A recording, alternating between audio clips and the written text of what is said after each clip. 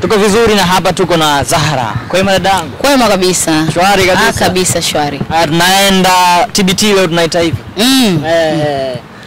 Tukianza moja kwa moja, jambo ambalo limeteka headline mitandaoni ni la Haji Manara pamoja na la mke wake Zailisa. Kwanza hapo kwenye hili sakata, mimi nataka nipate maoni yako kabla kwenda kwenye maswali mengine kuhusiana na hili sakata ambalo limetokea usiku wa mke leo. Sawa. Moja kwa moja ukipata maoni yangu naweza nikasema hivi. Kuna baadhi ya watu wengi wanaingia kwenye ndoa bila ukomavu wa akili. Ukomavu wa akili ni kitu muhimu sana ambacho inabidi kizingatiwe watu wakiwa wanakwenda kuanzisha maisha ya kwenye ndoa. Ukipitia challenge za watu ambao hawajakomaa kiakili, hawawezi kutatua matatizo ama changamoto. Unajua, unaweza kukuta ugomvi umeanzishwa na mwanaume, lakini mwanamke anataka mwanaume amuombe radhi, au kila mtu anakuwa yupo juu. Sasa busara ikiwa haitumiki kwenye mambo kama hayo, lazima tu mtafaruka namna hiyo itatokea. Kwa hiyo ukomavu wa akili ni kitu muhimu sana ambacho pale hakijazingatiwa. Inawezekana kwa Zailisa na pia vile vile inawezekana kwa Haji Manara. Tukimzungumzia Zailisa kabla ya kwenda hata kwa Haji, Zailisa ni mwanamke wa Kiislamu. Umeona, hakutakiwa kuwa vile. Yani hakutakiwa kuwa vile kwa sababu sisi tumefundishwa namna ya kujishusha. Na hata kama hakutaka kujishusha, basi angetumia busara. Siku zote watu wanasema kwamba ndoa unayoijenga kwa mikono miwili inavunjika kwa dakika tu. Yani dakika tu. Kwa hiyo basi Zailisa yeye aliamua kumtusi mume wake kwa sababu nikamdhalilisha. Aliamua kumtusi kwa sababu ya kuona kwamba kila mtu anayekuwa na Haji Manara akiachana naye basi kuna uwezo mkubwa sana wa kumtusi Haji, na Haji hawezi kulipiza matusi kutoka kwa kumvua nguo anayekuwa mke wake kwa wakati ule. Zailisa amefanya ubaya zaidi kuzungumza kwamba Haji Manara hawiki, Haji Manara hawezi kupandisha mtungi. Sasa kwa kila kawaida amekaa naye mwaka mmoja, na mimi mwaka mmoja wa hawa watu wawili nilikuwepo. Walifanya sherehe kule Ocean Road na walitoa vifaa kwa watu wenye saratani ya ngozi. Na mitandao mingi iliandika kwamba hawawezi kufikisha mwaka, lakini walifikisha. Sasa najiuliza, tangu umeolewa mpaka umefikisha mwaka, ulikuwa unavumilia vipi kama mtu hawezi kupanda mtungi? Tujiulize, alikuwa anavumiliaje? Kwa hiyo kuna muda hata Zailisa mwenyewe ukimwangalia, hata kuingia kwenye hiyo ndoa itakuwa alifuata kitu. Na matokeo ya ndoa, ukiingia ukimwona mwanaume ana hela, ukifuata pesa, siku zote lazima mwisho wako utakuwa mbaya. Zailisa kabisa, ukiangalia mtoto wake, aliwahi kudate na mwanaume mwingine ambaye alikuwa mume wake, maisha yakampiga, akaachana naye, akaja kuingia kwa Dula Makabila. Ilitokea nini? Alipigwa pia, akaachwa. Sasa hivi kwa Haji Manara inatokea nini? Hichi ambacho kinachotokea. Kwa hiyo Zailisa, ukomavu wa akili kwenye swala la ndoa changamoto. Na mwisho wa siku, hata kama shida ikiwa ni kwa mwanaume, wanawake hatutakiwi kuwa kama Zailisa. Yani mwanamke yoyote ambaye yupo kwenye ndoa hatakiwi kuwa kama Zailisa. Kama umeamua kulamba mwiko, umeushindwa kuendelea nao, acha kimya. Yani tuje kujua kwamba hawa watu wameachana. Yani mitandao ya kijamii kumwanika mumeo tena yani kindani zaidi ni aibu. Yani inanisikitisha sana kwa kweli. Pia vile vile Haji Manara anapaswa kuangalia. Haji Manara anapaswa kujitathmini. Kwa nini kila mwanamke anayekuwa naye mwisho unakuwa ni mbaya? Kama ni kweli hili ambalo tunaloliona kwenye mitandao wakiwa wameachana, kama ni kweli kama tunavyosikia ama tunavyoona, basi Haji Manara anapaswa kukaa chini na kujitathmini. Umeona? Kwa sababu aliwahi kuwa na Rushaina, mwisho wake ulikuwa ni nini? Walitukanana kwenye mitandao, akadhalilishwa vile vile, hawezi kuruka mtungi vile vile, tusi lile leo kaja kutukanwa na Zailisa. Kweli kuna kitu gani Haji Manara huwa anawafanya wake zake? Mbona wakiwa wanaachana lazima awaambie vile? Basi inawezekana wanamsingizia, kwa sababu mimi sina uhakika na hilo. Umeona, inawezekana wanamsingizia. Lakini kitu cha kujiuliza, Haji Manara inabidi azingatie mwanamke anayemuoa, aangalie na muoa ana upendo wa dhati na mimi, au ananioa anataka umaarufu na fedha zangu. Kwa sababu kwa haraka Zailisa amemfuata Haji kwa hela na umaarufu.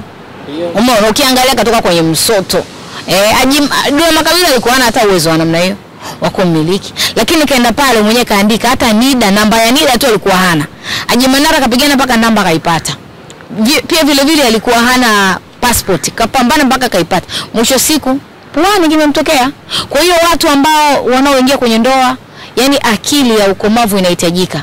Akili ya ukomavu inahitajika. Elimu ya ndoa jamani iendelee kuendelezwa huko. Unamkuta mtu ana miaka 37 lakini jambo likitokea hawezi kulitatua. Hivyo tu. Yes, lakini tukiangalia vizuri tunakutana na chatting ambazo zimewekwa pale Zailisa kazishare kwenye kurasa yake ya Instagram, ambapo amemdhalilisha vile kama alivyosema hapo, amemdhalilisha Haji Manara. Lakini hapo kwenye chatting mimi najiuliza kitu kimoja kwamba kama maneno ambayo aliyosema Zailisa ni kwamba jamaa kama alivyoandika pale Zailisa kwamba yuko vizuri. Sasa najiuliza aliwezaje kuishi naye kwa muda wote? Kuvumilia kwa mwaka mzima? Ndio kitu ambacho nilichokizungumza. Yaani kama aliweza kweli kumvumilia kwa mwaka mzima mwanaume ambaye asiyeruka mtungi, anawezaje kumwacha kizembe kama hivi? Ni wazi kabisa ni muongo. Na miongoni mwa wanawake wengi tukiachana na wanaume zetu, tusi la kwanza aruki mtungi. Si ndio? Tumeshazoea. Yaani matusi yote tunayaona kwamba mwanaume hayamfai, ili ndio linakuwa tusi. Lakini akumbuke kwamba kila kitu kinachoongelewa kwenye mitandao huwa kinabaki. Yaani kila kitu kinachozungumzwa kwenye mitandao huwa kinabaki. Ifikie hatua kama unaona umeshinda kwenye hiyo ndoa, bora useme kitu kingine kuliko kumwambia mtu aruki mtungi. Una uhakika aruki? Una uhakika? Mwisho siku hakuna kapo ina wivu kama kapo ya hii niliyoiona. Zailisa pamoja na Haji. Hakuna kapo ina wivu kama kapo hii. Kama kinachoongelewa kweli kikawa si cha kweli, basi kapo hii itakuwa ina wivu. Kwa sababu tumeona jana mnyama ameona mnyama akitrendi, basi na yeye kidogo anataka kumpiga backup, unaona? Kwa hiyo hata na mimi pia nimefuatilia kwenye matukio mengi ambayo yanayotokea, alafu kinatokea kisa cha Zailisa na mume wake, ni nyingi zinakuwa zina wivu. Niliona juzi kati ilikuwa ni swala zima la Maimartha. Ilikuwa ni Maimartha alimzungumzia vibaya Haji Manara na Zailisa, baadaye akamdai bilioni 1. Sasa kwenye kumdai bilioni 1 kwa Haji Manara wala haikuwa big deal. Yaani iliongelewa tu kwamba bilioni 1 ikaja ikaisha. Pale katikati akawa na trendi yule binti anaitwa nani? Rita. Ka trendi sana Rita. Sasa wakaangalia wakafikiria pengine sasa tunafanyaje? Wakaja tena na sisi tunamdai Maimartha bilioni 2 ili wa trendi wao. Wakaanza na wao kutrendi. Wametrendi imeenda upepo ukaja ukaisha. Wakawa hawatrend tena. Lakini tukiangalia tena nyuma, Diamond vile ambavyo alivyokuwa anagombana na Zuchu na nini, wao tena wakaweka trending nyingine kwenye mitandao kwamba anikombatii. Walikuwa wanafanya mahojiano sijui wapi sikumbuki. Zailisa kaanza anikombatii nikilala kwa nyuma. Sijui unaona. Kwa hiyo wakiona kitu kina trendi, wao wanakuja kukipiga backup. Kwa hiyo kama ikiwa si kweli hiki ambacho tunachokiona, basi hakuna kapo yenye wivu kama kapo hii ya Zailisa pamoja na Haji Manara. Kama ikiwa si kweli lakini. Ila kama ikiwa kweli, akili.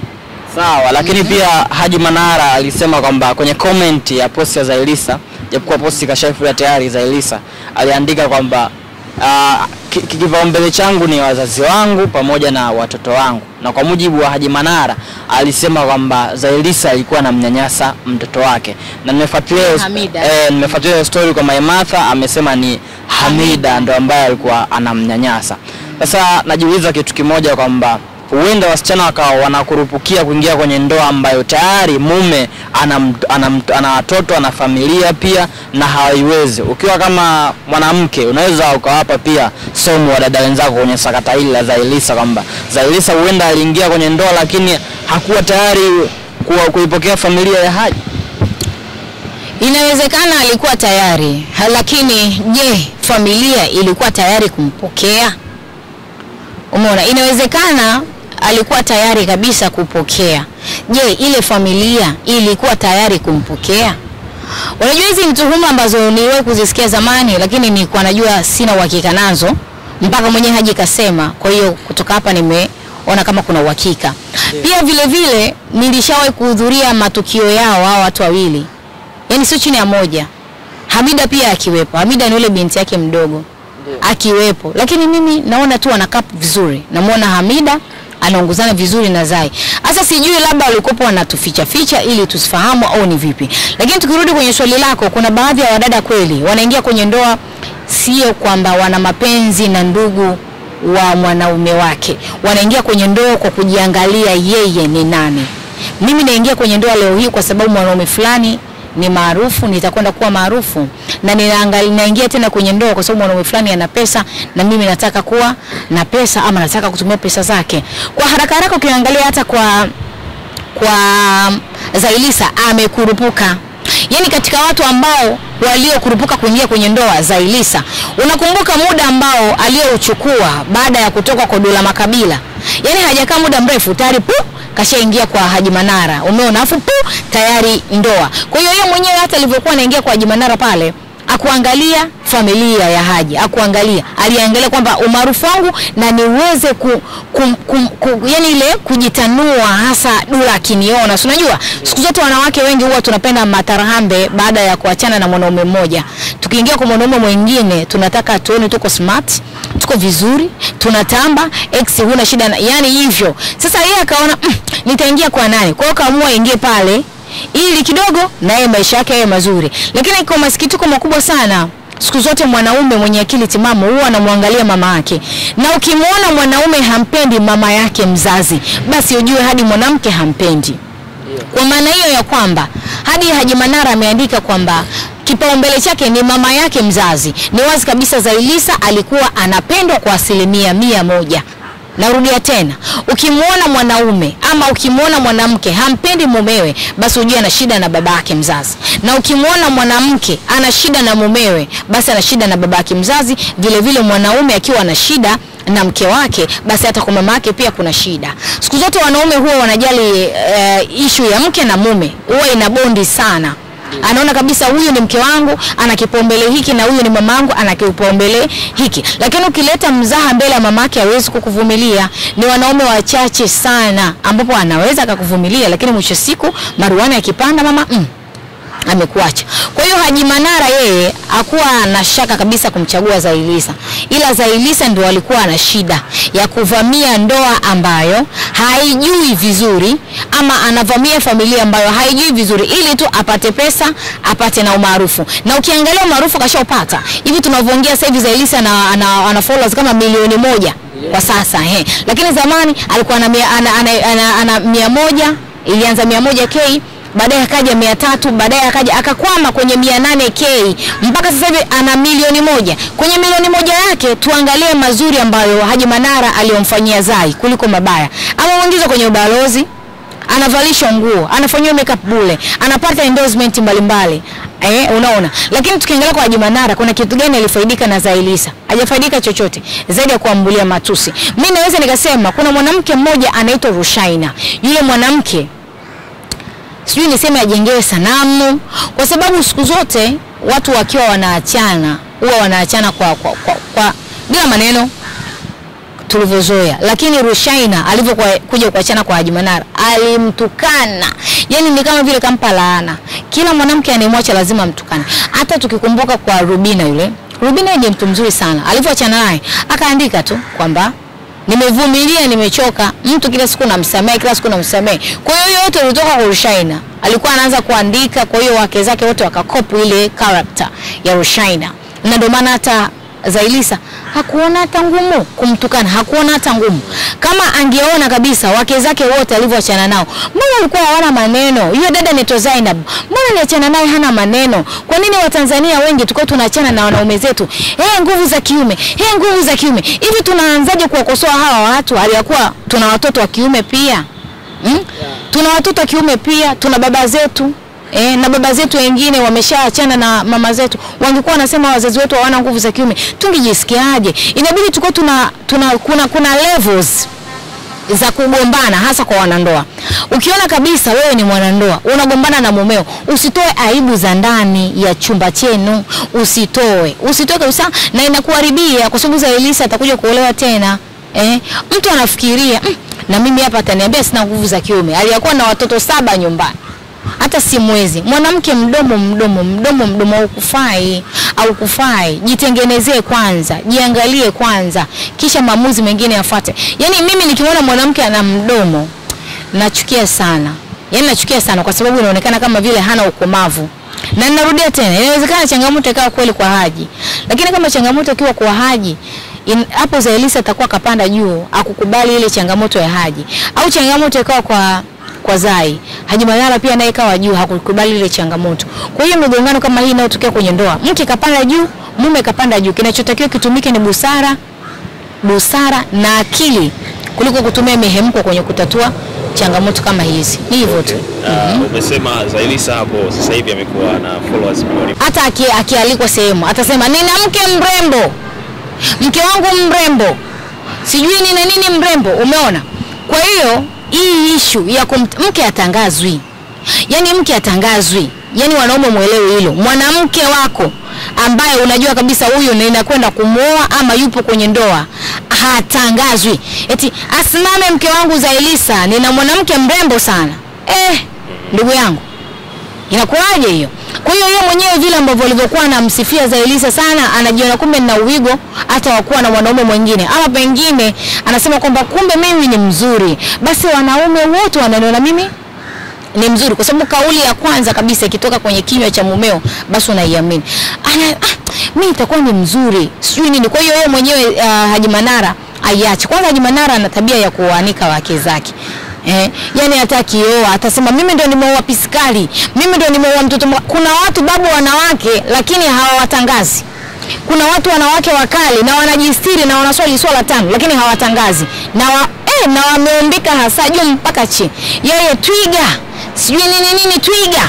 Yani hii ni ushamba uliopitiliza kwa baadhi ya wanaume. Huu ushamba huu ndio unawaponza. Mtu anaona wewe hauna nguvu za kiume kabisa. Kwa sababu akienda sehemu zingine anapewa hizo nguvu za kiume, anapewa na change juu. Wewe unampa nguvu za kiume, anaona hajaridhika nazo. Kwa hiyo baadhi ya wanaume muache tabia hizo. Mkioa tu au unajijua kabisa huyu mwanamke mimi nakwenda kumuoa, acha kumtangaza na acha kumtambulisha kwa marafiki zako ambao unaona kabisa hao marafiki sio wale ambao wa damu. Utamsikia Haji Manara, asante sana mheshimiwa, asante sana mheshimiwa, namtangaza mke wangu Zailisa, ni twiga mzuri mrembo na nina mke mzuri Tanzania. Simame hata mtu aseme, unaona? Yani mimi nimeona hiki, nimeona madhaifu ya mke wake pia huwa anasema. Kama tukumbuke pia kwa birthday ya Zailisa alisimama na akasema mke wangu mimi ana wivu kweli kweli. Mke wangu ana madhaifu yake, anaenda saluni masaa 4. Masaa 7. Anamaliza saluni. Uone kama ilikuwa inatengeneza watu ujanja. Pia wamesema Zailisa ni mtu ambaye akiwa kwenye mahusiano ni rahisi sana kutoka na kuwa na mtu mwingine. Alifanya hivyo kwa mwanaume wake wa kwanza, akafanya kwa Dula Makabila, sasa hivi kafanya pia kwa Manara. Manake kuna mtu yupo tayari ameshamwandaa. Yaani kitoka hapo tutegemee baada ya wiki ama mbili tayari keshaingia kwenye mahusiano. Hatari. Ndivyo ambacho kinachokwenda kutokea, lakini ninakihisi hivyo. Unajua kitu ambacho Manara anashinda kutofautisha. Anashinda kutofautisha kati ya mke mchepuko. Yaani akiwa mchepuko mtambulishe, sio kwako na sio halali yako. Mtambulishe popote pale, ila akishakuwa mke chunga madhaifu yake. Chunga kwanza watu wasimjue sana kwa sababu anachokifanya ama alichokuwa anakifanya situmjue sana Zailisa, kwamba akienda saluni sio shida zake kutoka saa 7. Kwamba wakilala mpaka akombatiwe nyuma ya mgongo ndio anapata usingizi.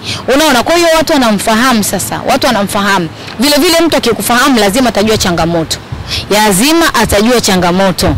Na mwisho wa siku kamtambulisha mwenye mke wake. Zailisa sisemi ubaya wala sikatai. Alikuwa maarufu lakini sio kwa kiwango hichi. Sio kwa kiwango hicho ambacho yupo nacho kwa sasa. Lakini kwenye maarufu wake akiwa anamtambulisha kwa viongozi mbalimbali, pengine kumtambulisha tu haitoshi. Pengine anaweza akagata na namba. Kwamba jamani mke wangu huyu, ama watu wenyewe ni maarufu. Watu wana namba za Zailisa wangapi? Wangapi? Mtu anakuunganishia tu. Kuna njemba moja ipo Dodoma. Mtu anamaliza tukisela. Kwa hiyo kuna muda tuwe tunaangalia kabisa kama huyu ni mke, huyu ni mchepuko. Mke hatakiwi kunadiwa kama swala. Mke hatakiwi kutangazwa kama matangazo ya vifo. ieleweke hivyo. Unavomnadi mkeo unazidi kumuuza.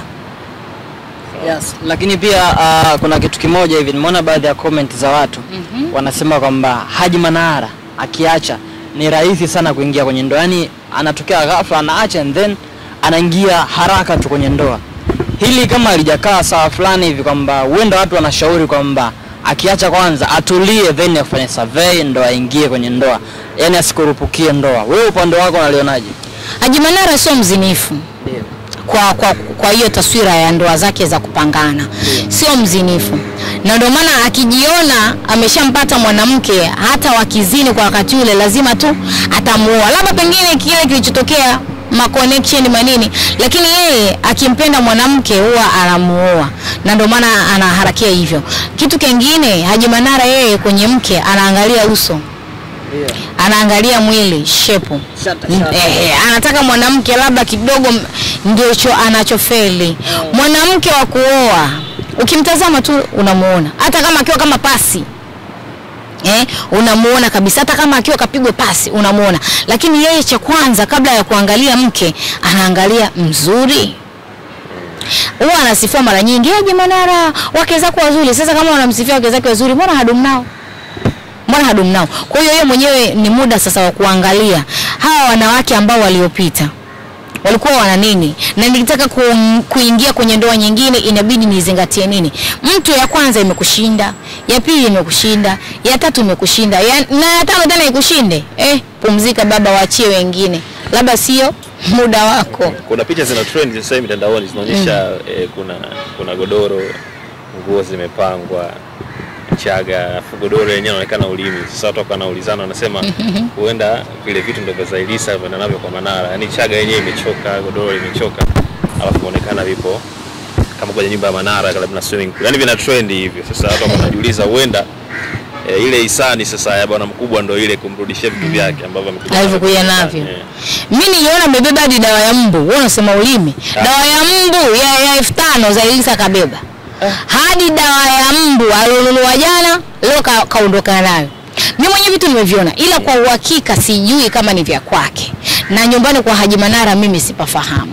Umeona? Kwa hiyo kama ni ameposti mwenyewe Zailisa inawezekana vikao vya kwake. Lakini kwenye swala zima la watu kuachana, mtu lazima atabeba vya kwake. Aviache ili iweje? Watoto wa mjini wanakumbuka nroge na beba vyote, ndio maana dawa ya mbu kabeba. Na tunaongea tu dawa ya mbu, usikuta kabeba hadi makapeti ya mlangoni ya shilingi 3000 kabeba. Kwa hiyo mara nyingi watu wakiwa wameachana, wengi sana huwa wanabeba kila kitu chao.